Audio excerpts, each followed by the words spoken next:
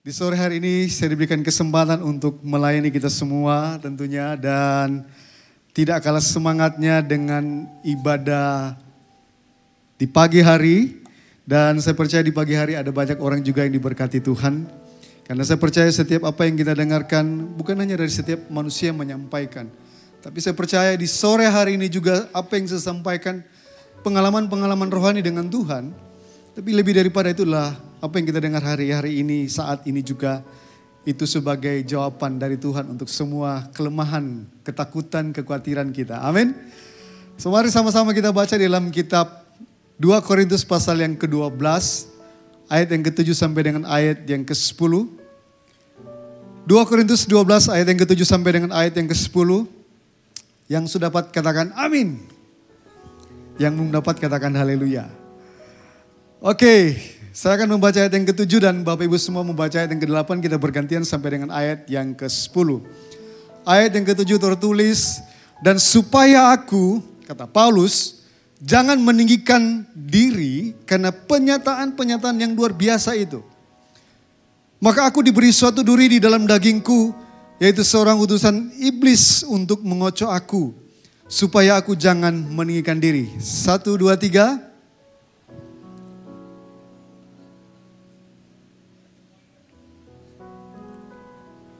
Tetapi jawab Tuhan kepadaku, cukuplah kasih karuniaku bagimu. Sebab justru dalam kelemahanlah kuasaku menjadi sempurna. Sebab itu terlebih suka aku bermegah atas kelemahanku, supaya kuasa Kristus turun menaungi aku. 1, 2, 3.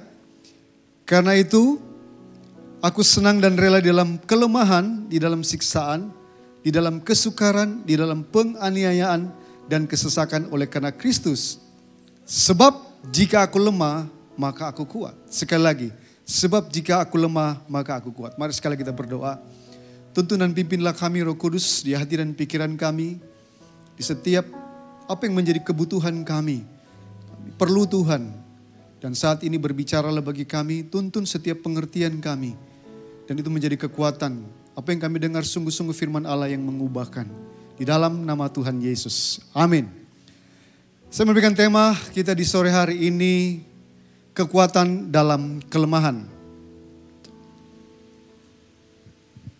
Terima kasih. Kekuatan dalam kelemahan. Saya merenungkan bahwa di akhir-akhir selama 2 minggu ini, saya terus berdoa. Dan kalau secara fisik gitu ya, saya mungkin terlihat kuat. Pemikiran terkonsep. Apa yang saya mau lakukan itu sudah saya rencanakan. Tapi terkadang waktu saya duduk diam, terkadang hal yang membuat saya lemah. Ketika saya mulai duduk diam, ada satu hal yang terkadang terpikir gitu ya. Apa yang saya pikirkan? Salah satu adalah kelemahan-kelemahan yang ada. Dan itu kurang lebih 2 minggu terakhir ini berbicara bagi saya untuk apa yang saya harus lakukan di tengah-tengah kelemahan.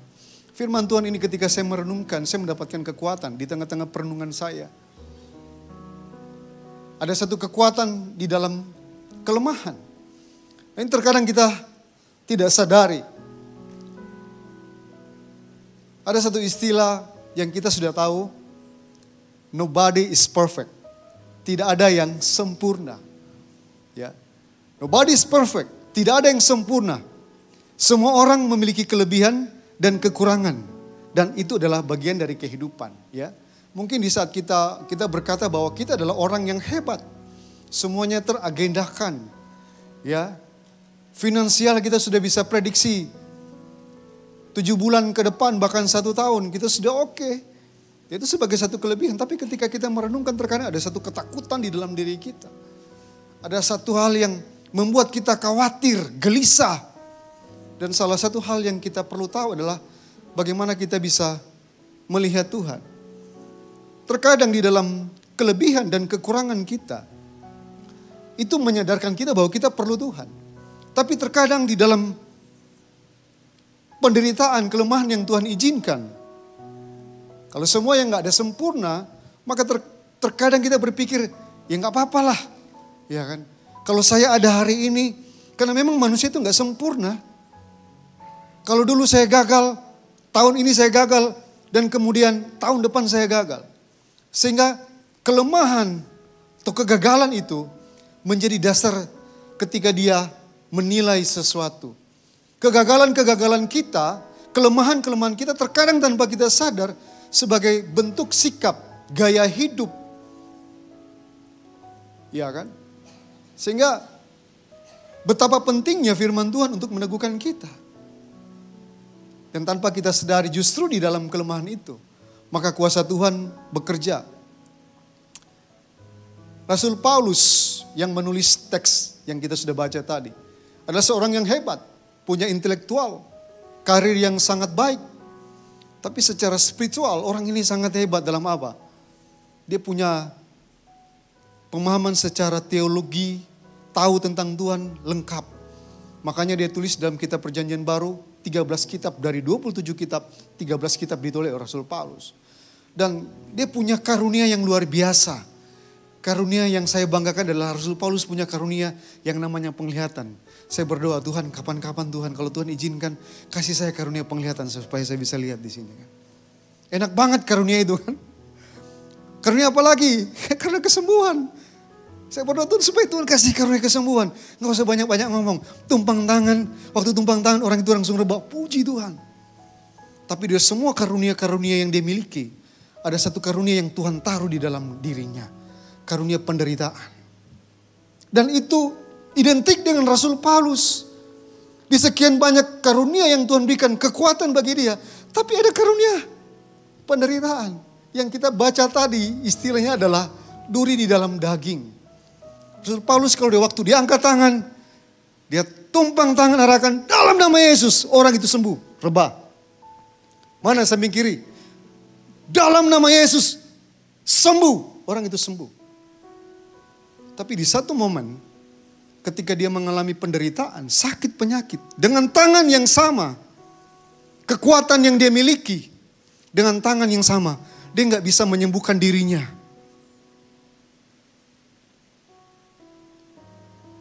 Ada satu paradoks ilahi yang terkadang kita gak ngerti. Kenapa kita harus berdoa supaya orang itu sembuh dan orang itu sembuh. Tapi dengan cara tangan yang sama, kita gak bisa mendoakan diri kita untuk sembuh. Terkadang ada satu momen waktu kita Tuhan perintahkan, yuk doain orang. Tuhan, saya ini lemah. Tapi waktu kita doain orang itu sembuh. Tapi ada satu momen kita siap. Dan satu saat, waktu kita menasihati seseorang, kita bertanya, Tuhan, seharusnya bukan hanya orang itu yang dinasihati. Saya pun harus dinasihati. Paradoks ilahi. Paradoks ilahi adalah sesuatu yang kontradiksi, bertentangan, tetapi mengandung kebenaran Allah. Sekali lagi ya, paradoks ilahi adalah sesuatu yang kontradiksi, bertentangan, tetapi mengandung kebenaran Allah. Makna rohaninya apa? Kalau sesuatu yang Tuhan izinkan dalam kehidupan kita, itu sepengetahuan Tuhan. Kalau sesuatu yang Tuhan izinkan dalam kehidupan kita, itu sifatnya diizinkan, permisif. Kalau sesuatu yang diizinkan oleh Tuhan, itu punya tujuan. Makanya terkadang kita, kalau kita lihat hari-hari ini, kita konseling orang itu sembuh, orang itu pulih, tapi terkadang kita bertanya. Saya katakan, saya pernah konseling orang di tengah-tengah kelemahan saya. Sampai saya mengatakan, Bu, mungkin sesi untuk besok hari itu kita tunda dulu ya. Tapi dalam kelemahan. Tapi ketika saya dengar firman Tuhan sebagai panggilan hamba Tuhan, saya harus ketemu di tengah-tengah kelemahan. Saya doain dia. Orangnya nangis, sembuh, puji Tuhan. Saya teringat satu kesaksian. Waktu jam 3 subuh, itu saya ditelepon. Waktu ditelepon, kemudian saya lihat, wah ini orang yang sama. Kemudian saya katakan, iya Bu, Pak Kris sorry. Pak Kris sedang tidur ya? Iya, saya bilang saya lagi tidur karena jam setengah 3 subuh. Saya bilang ada yang saya bisa bantu? Pak, Bapak ini orangnya kerasukan. Tapi saya bilang, waduh saya nggak punya kekuatan Bu, saya bilang. Tapi terpaksa jam 3 subuh itu, saya keluar. Waktu saya bawa mobil, di mobil itu, saya bilang, ya nggak apa-apa lah, cuman doain aja kan. Doain aja orang itu sembuh, ya sudah, habis itu saya pulang. Jadi waktu pergi untuk mendoakan itu dengan kelemahan. Gak ada harapan sama sekali orang itu mau pulih atau enggak. Tiba-tiba saudara, waktu saya lihat orang itu sudah terkapar, gak pakai baju, hanya ditutup kain, dan sama sekali gak bisa buat apa-apa. Saya datang cuma saya katakan, dalam nama Tuhan Yesus, Bapak sembuh setiap kuasa-kuasa kegelapan yang ada dalam hidup Bapak yang mengikat saat ini, dalam nama Yesus pulih. Waktu saya katakan begitu, orang yang langsung bangkit, dia lihat saya bangkit. Saya kaget juga, saya bilang, loh, padahal saya gak ada ekspektasi apa-apa. Tapi hal yang saya pelajari waktu itu adalah, di dalam kelemahan saya, mungkin rohani saya, fisik saya lemah. Tapi justru disitulah kuasa Tuhan bekerja. Sama mungkin dengan kita hari-hari ini. Saya gak punya apa-apa. Saya gak punya kekuatan untuk doain orang. Saya gak punya kemampuan untuk melangkah hari ini. Tapi percayalah, hidup ini rangkaian paradoks ilahi. Di mana ada kelemahan kita, justru di situ ada kuasa Tuhan. Di titik kelemahan-kelemahan kita, hari ini saya bangkrut. Saya ini ada penolakan. Tapi saya percaya, kalau Tuhan ada di tengah-tengah kita, satu titik kelemahan itu menjadi salah satu titik peluang untuk Tuhan mengangkat kita. Rasul Paulus pernah mengalami ini. Makanya diberkata, di dalam kelemahan justru kuasa Tuhan menjadi sempurna. Amin. Apa yang perlu kita lihat? Kekuatan di dalam kelemahan. Yang pertama adalah Tuhan menjawab lebih dari apa yang kita doakan. Kalau kita lihat di dalam ayat yang ke-7 sampai dengan ayat yang ke-8. Supaya aku jangan meninggikan diri. Karena penyataan-penyataan luar biasa itu. Dia punya karunia penglihatan. Dia lihat semua apa yang Tuhan mau kerjakan. Maka aku diberi suatu duri dalam dagingku. Yaitu seorang utusan iblis. Supaya apa? Supaya aku jangan meninggikan diri. Tentang hal itu aku sudah 3 kali berseru kepada Tuhan. Supaya utusan iblis itu mundur daripadaku. Saudara perhatikan. Tentang hal itu. Aku sudah 3 kali berseru kepada Tuhan. Berseru itu bisa diterjemahkan dia bertekun. Ada satu istilah agoniso. Dari kata agonisete. Ya, next slide please. Agusito, agoniso atau agonisete. Ya. Next slide. Makna bergumul itu bukan hanya menunjukkan satu keinginan kita yang kuat, berusaha keras di dalam doa. Tetapi berseru atau bergumul yang sesungguhnya bukan hanya untuk menyampaikan keinginan kita di tengah-tengah penderitaan supaya Tuhan ambil duri dalam daging itu, kelemahan atau penderitaan. Tapi pergumulan yang sesungguhnya adalah apa kehendak Tuhan kalau Tuhan kasih izinkan itu. Pergumulan yang sesungguhnya di dalam kelemahan bukan kita hanya menyampaikan, Tuhan kalau Tuhan lepaskan sakit penyakit, kalau Tuhan buka jalan supaya diberkati, supaya kalau orang yang melakukan kejahatan Tuhan hukum, bukan itu yang Tuhan melakukan. Tapi lebih daripada itu. Maka Rasul Paulus di tengah-tengah kesakitan, kelemahan, justru dia bergumul kepada Tuhan. Tuhan di tengah-tengah hal seperti ini, apa yang Tuhan melakukan dalam kehidupan saya? Kehendak Tuhan itu seperti apa? Kalau boleh Tuhan duri dalam daging ini, Tuhan ambil, Tuhan angkat. Tapi Tuhan gak jawab itu. Saudara tahu apa yang Tuhan jawab? Di ayat-ayat yang sebelumnya. Terkadang dalam kehidupan kita, kita bergumul tentang duri yang ada dalam diri kita. Kita bergumul tentang penderitaan yang Tuhan izinkan dalam kehidupan kita. Tapi terkadang apa yang kita lihat itu berbeda dengan apa yang akan Tuhan katakan. Apa yang kita doakan berbeda dengan apa yang akan Tuhan jawab di dalam kehidupan kita. Enak ya kalau waktu kita bergumul kita katakan, Tuhan saya punya masalah A dan B dan C. Dan Tuhan angkat masalah itu. Dan saya percaya Tuhan, waktu Tuhan angkat masalah ini, saya lebih setia kepada Tuhan. Saya mau pelayanan, saya mau jadi orang yang baik. Tiba-tiba Tuhan gak jawab itu saudara. Dan Tuhan jawab hal yang lain. Kenapa Tuhan jawab hal yang lain? Rasul Paulus ini punya kemampuan. Karunia yang luar biasa. Duri yang Tuhan izinkan bagi Rasul Paulus supaya apa? Dia gak meninggikan diri. Terkadang yang membuat kita jatuh itu bukan harta, tahta dan apa? Wanita. Kalau kaum pria. Kalau wanita apa?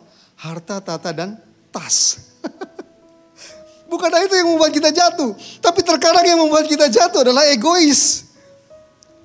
Kalau konteks Rasul Paulus yang mengatakan, Tuhan sudah berikan saya kekuatan, kemampuan. Orang sembuh dia mengatakan, itu kan lihat kan. Yang menyembuhkan itu adalah saya kan. Yang membuat seseorang itu selamat adalah saya sendiri. Terkadang yang Tuhan ajarkan, karakter itu lebih penting daripada hal yang spektakuler. Saudara bisa lihat apa saja, saudara bisa mendoakan, saudara bisa berhasil dalam semua aktivitas saudara, pekerjaan, usaha. Tapi bagi Tuhan yang selalu Tuhan lihat adalah karakter lebih penting dari hal-hal yang spektakuler. Supaya apa? Supaya aku tidak meninggikan diri. Tuhan tahu dalam hal apa yang Tuhan mau berbicara kepada Rasul Paulus. Terkadang kita akan lihat tentang potensi kita. Mimpi-mimpi kita yang terkadang itu mungkin bukan kehendak Tuhan. Tapi terkadang kita taruh dalam kehidupan kita. Tuhan tahu cara untuk menjawab. Saya waktu pelayanan di Sulawesi Utara, di perbatasan Filipina waktu itu. Saya tahu seorang hamba Tuhan, Pendeta Ria namanya. Yang saya panggil waktu Om Maria.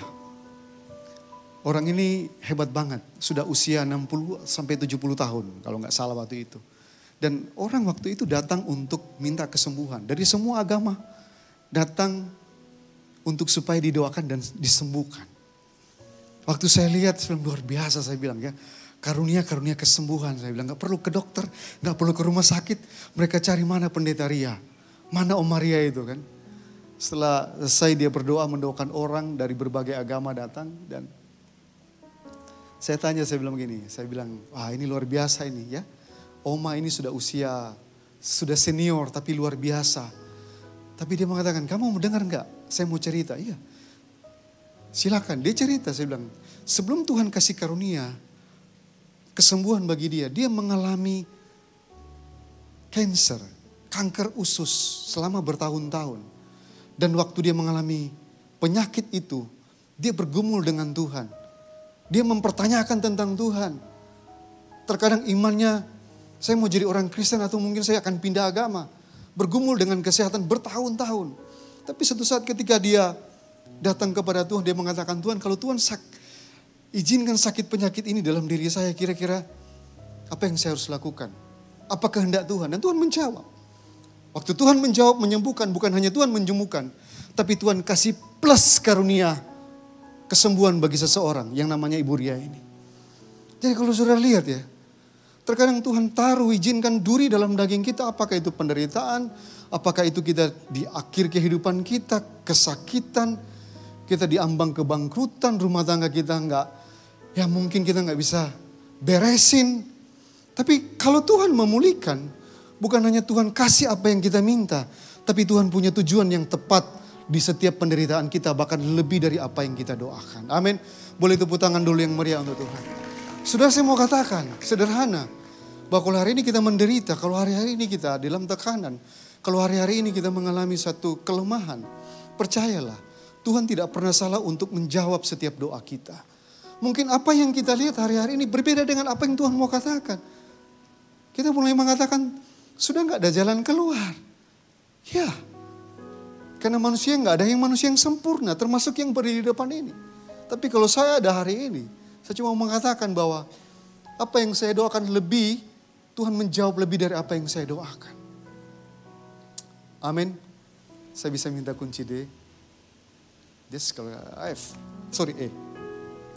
Sama-sama kita nyanyi lagu ini ya.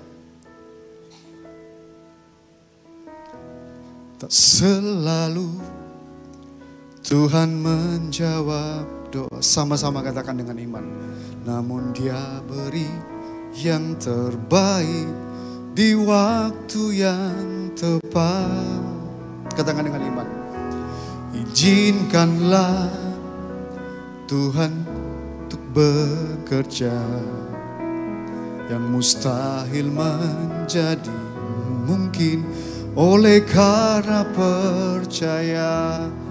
Angkat tanganmu, katakan, Yesus mendengar lebih dari yang ku doakan. Amin.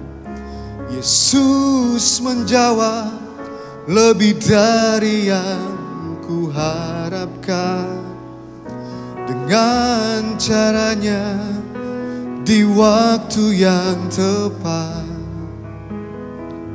ku kan melihat Dia jadikan semua. Sama-sama jemaat Tuhan katakan, Yesus mendengar lebih dari yang ku doakan. Yesus menjawab, lebih dari yang ku harapkan. Dengan caranya di waktu yang tepat, ku kan melihat Dia jadikan semua. Tepuk tangan yang meriah untuk Tuhan Yesus. Jemaat sore harus lebih semangat. Saya percaya hari-hari ini kita bergumul dengan kelemahan kita, apapun itu. Tapi saya perlu sampaikan, Tuhan tidak pernah salah untuk menjawab setiap apa yang kita doakan. Kalaupun Tuhan menjawab, lebih dari apa yang kita doakan. Amin. Bagian yang kedua, kita melihat tentang kekuatan di dalam kelemahan. Kekuatan dalam kelemahan, Tuhan punya jalan terbaik untuk menolong kita. Amin. Saya percaya bahwa Tuhan memberikan jalan yang terbaik untuk kita. Nah, kalau sudah lihat, saya merenungkan ini. Di dalam ayat 8 sampai dengan ayat yang ke-9, ya. Itu sebenarnya satu peralihan, tapi dalam ayat yang ke-9 tertulis, tetapi jawab Tuhan kepadaku, cukuplah kasih karuniaku bagimu. Sebab justru dalam kelemahan kuasaku menjadi sempurna. Sebab itu terlebih suka aku berbangga atas kelemahanku, supaya kuasa Kristus turun menaungi aku. Karena itu aku senang dan rela di dalam kelemahan, di dalam siksaan, di dalam kesukaran, di dalam penganiayaan dan kesesakan. Oleh karena Kristus, sebab jika aku lemah maka aku kuat. Peralihannya adalah Rasul Paulus mengalami penderitaan duri dalam daging, dan dia bertanya dan dia berkata sama Tuhan, Tuhan sudah 3 kali aku berseru kepada Tuhan, supaya duri dalam daging ini Tuhan angkat. Tapi Tuhan berkata apa? Cukuplah kasih karuniaku bagimu. Saudara, sebenarnya terkadang teks ini di dalam ayat yang ke-8 dan ayat yang ke-9 itu adalah satu kalimat retorika. Atau lebih tepatnya adalah sebenarnya Rasul Paulus ini waktu dia mau bertanya kepada Tuhan, dia sudah tahu jawabannya. Tapi dia perlu bertanya kan, Tuhan kenapa Tuhan mau kasih duri dalam daging? Tapi Tuhan jawab, cukuplah kasih karuniaku bagimu. Saya punya anak namanya Graciela, panggilnya Sela. 2 minggu terakhir ini dia tanya ke saya. Kalau saya pulang itu dia lihat apakah saya bawa snack atau enggak, seperti itu ya. Terus dia, papi duduk. Saya duduk, kan anak perempuan saya, dan dia katakan begini. Dia lihat wajah saya dan dia katakan, papi, Sela sayang papi. Saya bilang, Sela, papi juga sayang Sela. Dia lihat wajah saya dan dia katakan lagi, papi, Sela sayang papi. Dan saya katakan, ya papi juga sayang. Sampai 2 hari yang lalu, bahkan sampai tadi, dia tanya, papi sayang Sela enggak? Saya enggak jawab. Tapi saya cuma lihat, saya cuma senyum. Kemudian dia katakan, iya Sela tahu papi sayang sama Sela. Kenapa Sela tanya seperti itu? Dia tanya balik sama saya kan, kenapa papi enggak bawa permen, kenapa papi enggak bawa snack? Ya saya jawab, saya bilang kalau kamu dapat snack terus, yang pertama papi dipanggil sama mami. Karena setiap pulang, setiap hari saya harus mampir di satu supermarket dan saya harus bawa dia. Apapun itu terkadang saya sembunyi di tas. So, mami jangan marah saya. Pengakuan dosa. Tapi terkadang saya simpan di mana saya supaya karena saya sayang saya. Di suatu saat saya bilang, Sela hari ini kita kayak gini ya. Terus saya bilang gini. Kalau Sela tanya, papi sayang, saya bilang begitu. Bahkan papi cuma bukan hanya mikir untuk kasih Sela itu snack. Sela kamu mau sekolah SD, SMP, dia nggak ngerti ya. SMA sampai kuliah. Kalaupun kamu ketemu jodoh, papi yang approve bukan kamu, saya bilang. Jadi saya udah tahu tuh sampai saya cerita gitu. Dia cuma tahu, iya saya bilang. Sudah tahu, terkadang kita pertanyaan ini sama dengan anak saya bilang. Kita mau bertanya Tuhan itu baik apa enggak? Tuhan sudah ada. Dan cara Tuhan itu punya jalan yang terbaik bukan hanya hari ini. Bukan hanya minggu depan, bukan hanya bulan depan, tahun depan, bahkan sampai selama-lamanya. Kalau papa yang baik aja di dalam dunia ini bisa mengerti hal yang terbaik untuk anaknya, apalagi Bapa yang di surga. Amin. Tuhan tahu dan Tuhan punya jalan yang terbaik untuk menolong seseorang. Ini yang perlu kita lihat. Di dalam Tuhan selalu punya jalan yang terbaik. Amin. Makanya kalau kita lihat ada orang yang bertanya kepada kita, apakah Tuhan ada, cukup tepuk pundaknya katakan, ya Tuhan itu ada. Sebab terkadang di dalam penderitaan pergumulan kita terkadang tidak jelas untuk melihat arah Tuhan. Ya memang benar. Tapi saya pastikan kalau Tuhan izinkan sesuatu, semakin kita kenal Tuhan, semakin kita melayani Tuhan, semakin kita setia di hadapan Tuhan. Kalau diizinkan sama Tuhan, itu sepengetahuan Tuhan. Seizin Tuhan dan Tuhan punya maksud. Maksud Tuhan adalah bukan hanya terbatas apa yang kita lihat, tapi dengan hal yang kita nggak bisa lihat. Tapi Tuhan punya jalan yang terbaik.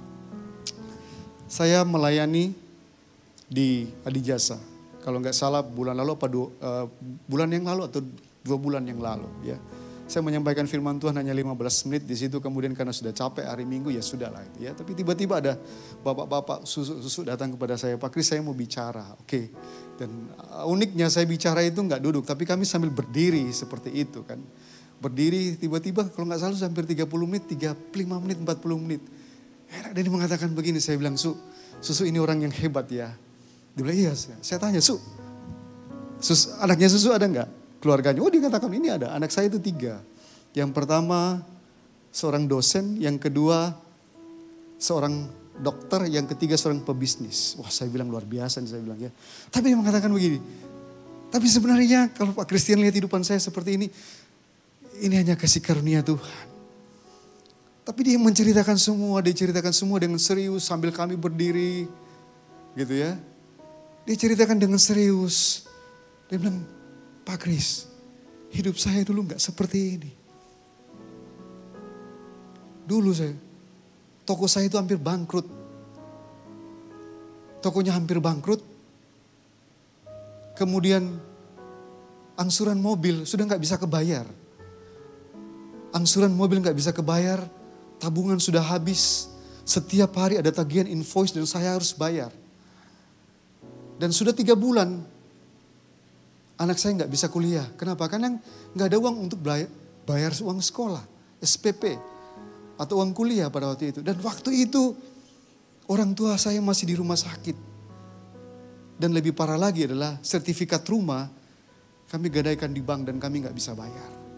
Dan dia menceritakan itu momen, saya bilang, Pak Kris, saya hampir mengakhiri hidup saya. Saya kecewa dengan diri saya, kecewa dengan iman saya. Dan dia mempertanyakan di manakah ada Tuhan di situ. Dan dia mengatakan seperti itu sambil dia menetes. Dan saya bilang ya Bapak menyampaikan ini, Bapak memberikan kesaksian bagi saya. Tapi setiap apa yang Tuhan lakukan, itu akan menjadi satu kesaksian yang hidup. Buktinya apa? Saya bisa sampaikan untuk kita semua hari ini. Setiap perkara-perkara yang Tuhan izinkan, itu adalah satu perkara yang hidup. Bukan hanya kita dikuatkan, tapi menguatkan orang lain. Dan dia mengatakan begini, tapi saya ingat satu hari. Waktu itu di tengah-tengah kesusahan saya, di tengah-tengah kesulitan saya. Dia mengatakan begini, pasti dalam Tuhan ada jalan keluar. Pasti dalam Tuhan ada jalan keluar. Pasti dalam Tuhan ada jalan keluar. Pasti dalam ada jalan keluar. Tiba-tiba 2 hari kemudian ada seorang mungkin yang dari pihak penagihan datang di rumahnya. Datang di rumahnya dengan ketakutan karena memang semua gak bisa bayar. Tapi dia melayani dengan baik. Yang datang ke rumahnya, dia sambut dengan baik, mari Pak datang. Bukan cuma disambut, bapaknya buatin kopi, kasih kepada seseorang yang datang. Apakah itu pihak penagihan dikasih. Kemudian dia mengatakan, Mbak sorry Pak, hari ini saya gak bisa bayar angsuran. Kenapa? Karena saya gak punya uang. Dia katakan dengan sejujur-jujurnya. Tiba-tiba orang itu pulang 2 minggu, 3 minggu kemudian bapaknya datang lagi dari pihak dealer. Dan mengatakan seperti itu. Bilang, Pak kami tahu Bapak lagi kesusahan. Tapi ada pertimbangan dari pihak kami. Kalau Bapak untuk sementara kami yang tanggung untuk angsurannya. Kemudian kalau Bapak sudah ada uang bunganya gak usah pakai bunga. Bapak bisa bayar ke kita. Ini luar biasa ini. Kalau dia debt collector debt collector yang dijamah oleh Roh Kudus.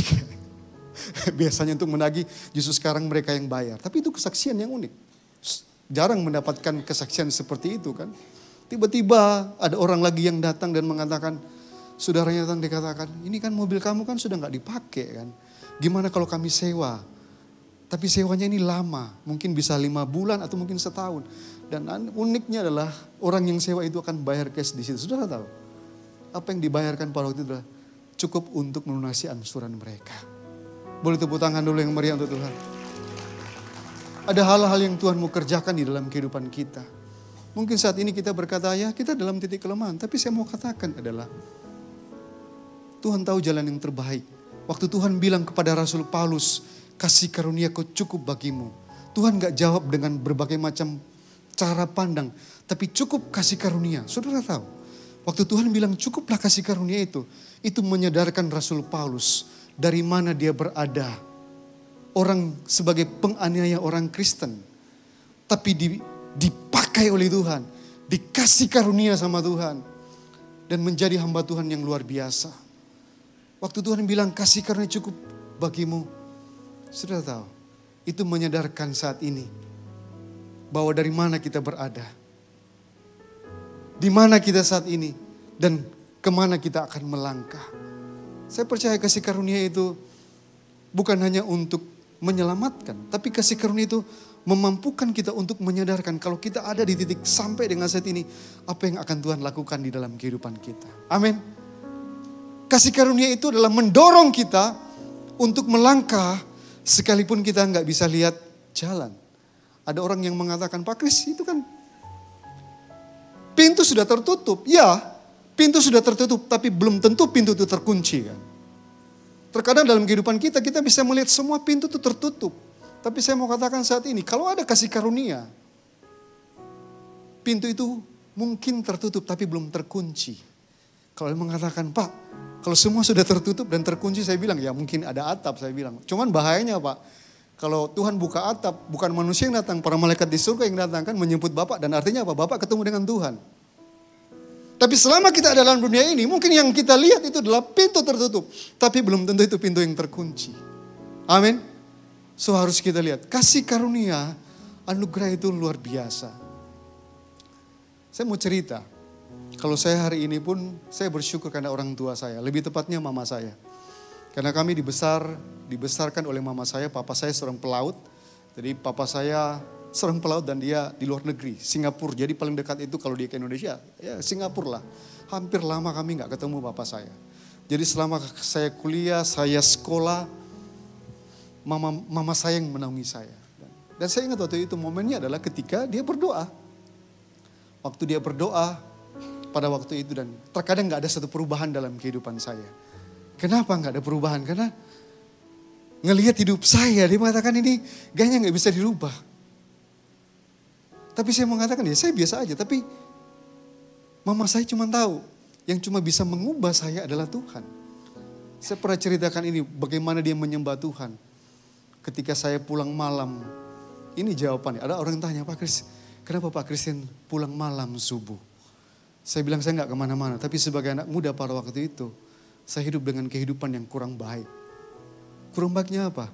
Sudah tahu, setiap malam saya balapan liar, baik mobil, baik motor. Mama saya lihat ini orang ini gak pernah akan berubah. Tapi satu saat, kalau saya ada hari ini, kasih karunia Tuhan. Gak pernah, saya gak bisa lakukan apa-apa. Hidup saya gelap. Saya nggak tahu tentang kekristenan. Tapi kalau hari ini saya ada. Hanya kasih karunia. Apa yang Tuhan ubahkan. Hari ini saya menyampaikan. Sebagai firman Tuhan. Kalau saya bisa diubahkan saat ini. Dan uniknya pada waktu itu saudara. Saya nggak akan harusnya itu nggak selesai kuliah. Selesai sekolah waktu itu. Kenapa? Karena saya orang yang pintar saya tahu. Tapi saya sering bolos. Kenapa? Karena memang nggak suka sama sekali. Dan kehidupannya kurang baik. Jadi waktu saya pulang malam itu karena dengan teman-teman saya akhirnya ada polisi yang kejar. Bukan cuma kejar di jalan sampai di rumah. Sampai polisi itu kenal sama mama saya. Tapi waktu Tuhan ubah saya, kasih karunia Tuhan. Saya ingat waktu itu 2010 saya mengajar di Fakultas Hukum. Dosen di Fakultas Hukum. Dan sudah selesai waktu itu, tiba-tiba ada satu bapak yang datang ke saya. Dia bilang begini, "Pak, masih dengar saya? Masih ingat saya?" Saya bilang, "Saya enggak ingat, Pak." Saya bilang begitu. "Bapak rumahnya di sini kan?" "Iya," saya bilang, "Saya rumah di sini." Saya bilang, "Pak, saya waktu itu yang sering datang ke rumah Bapak." Saya waktu itu ikut langsung teringat, saudara. Waktu itu saya langsung teringat, kaget saya bilang, jangan-jangan Bapak ini yang pernah waktu kejar saya itu. Sering berkali sampai di rumah. Terus dia tanya begini, "Kok Bapak bisa jadi dosen? Kok Bapak bisa jadi pendidik dan Bapak bisa ngajarkan saya?" Sudah saya tahu, saya bilang, kalau hari ini saya ada, hanya kasih karunia Tuhan. Ada hal yang terkadang kita nggak bisa ngubah hidup saya. Tapi percayalah, kalau saya berdiri di sini, itulah kasih karunia Tuhan. Makanya waktu saya bergumul di akhir minggu-minggu ini, sama dengan kalimat yang Tuhan sampaikan kepada Rasul Paulus, "Cukuplah kasih karuniaku kepadamu." Amin. Kenapa? Karena saya tahu saya ini dari mana. Dan sekarang diberikan kemampuan seperti apa. Dan sekarang dipakai luar biasa oleh Tuhan. Di dalam Tuhan selalu ada jalan keluar. Makanya kasih karunia itu akan mendorong kita terus. Mendorong akan kita setiap saat maju di hadapan Tuhan. Hari ini mungkin kita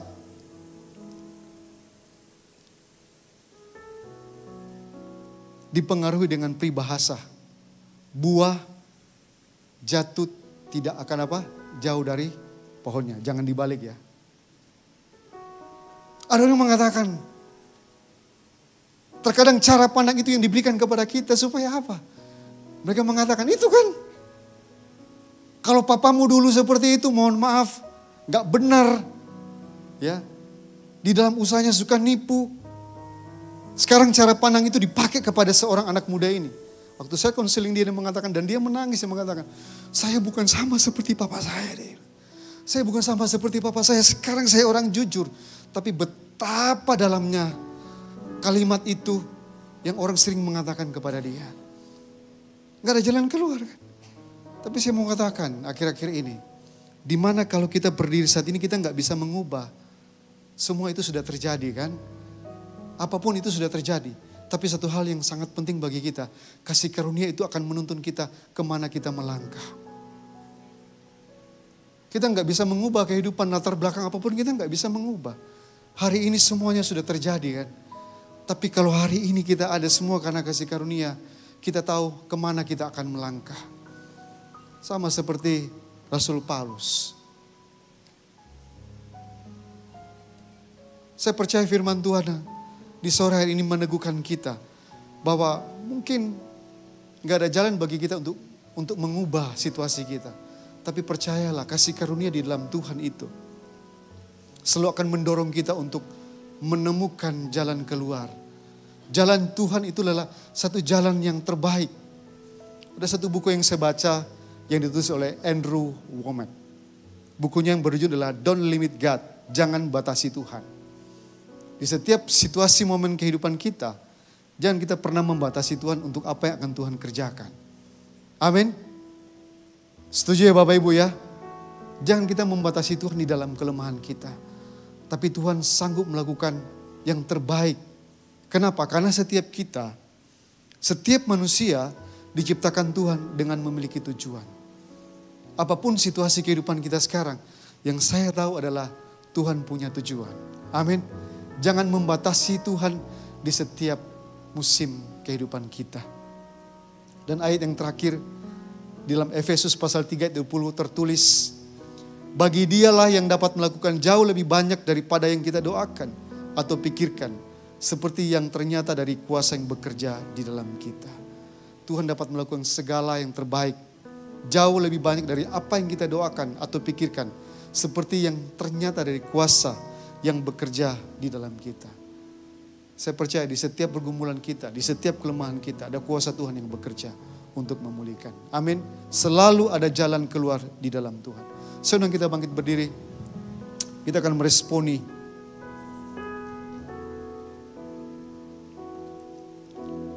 Terima kasih Tuhan. Haleluya. Kuat di dalam Tuhan. Tuhan menjawab lebih dari apa yang kita doakan.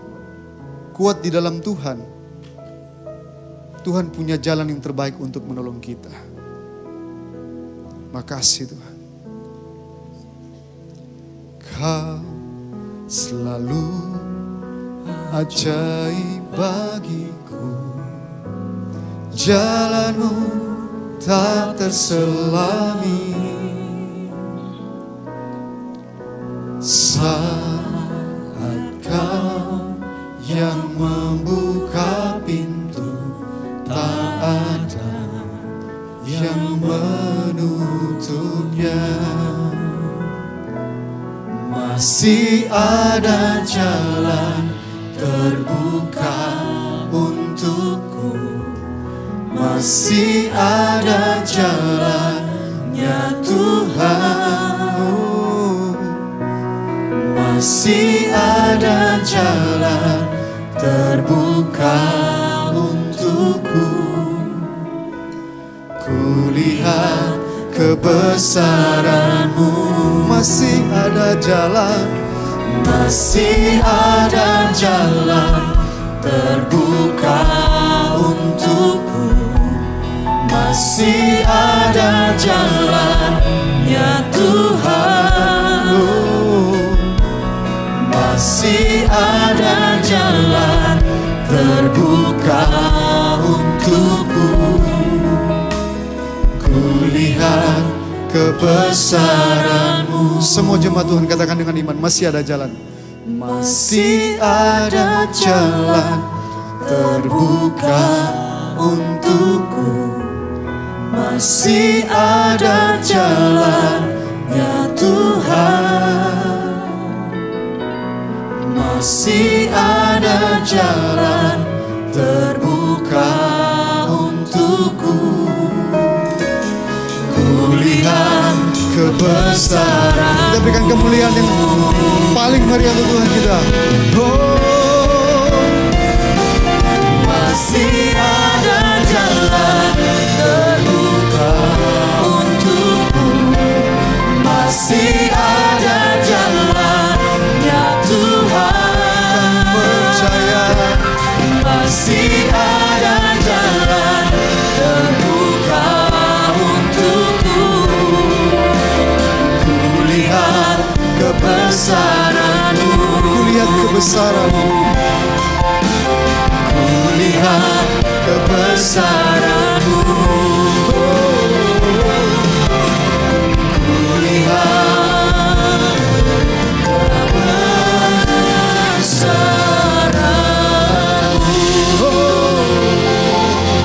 Percaya Tuhan, firman Tuhan yang kami dengar di saat ini adalah satu hal yang sederhana, tapi kami percaya ini akan mengubah kehidupan kami. Di setiap titik kelemahan kami mendapatkan kekuatan daripada Tuhan. Tuhan menjawab lebih dari apa yang kami doakan. Di dalam Tuhan selalu ada jalan yang terbaik yang Tuhan siapkan. Meteraikan setiap apa yang kami dengar hari ini untuk meneguhkan iman kami. Kami yang lemah kami dikuatkan. Kami yang putus asa kami diberikan pengharapan di dalam nama Tuhan Yesus. Masih ada jalan di dalam Tuhan. Kuatkan iman kita, teguhkan iman kita.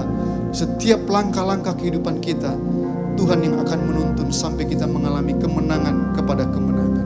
Satu hal yang kami percaya, kasih karunia di dalam nama Tuhan Yesus, itulah yang akan memampukan diri kami untuk kami mampu menghadapi semua pergumulan, permasalahan, persoalan kehidupan kami. Dan kami punya kekuatan daripada Tuhan. Terima kasih Tuhan. Kami bersyukur untuk di sore hari ini firman-Mu yang meneguhkan dan yang menguatkan kami. Di dalam satu nama Tuhan Yesus yang sudah menerima berkat Tuhan, bersama-sama kita katakan amin. Silakan duduk, Tuhan Yesus memberkati.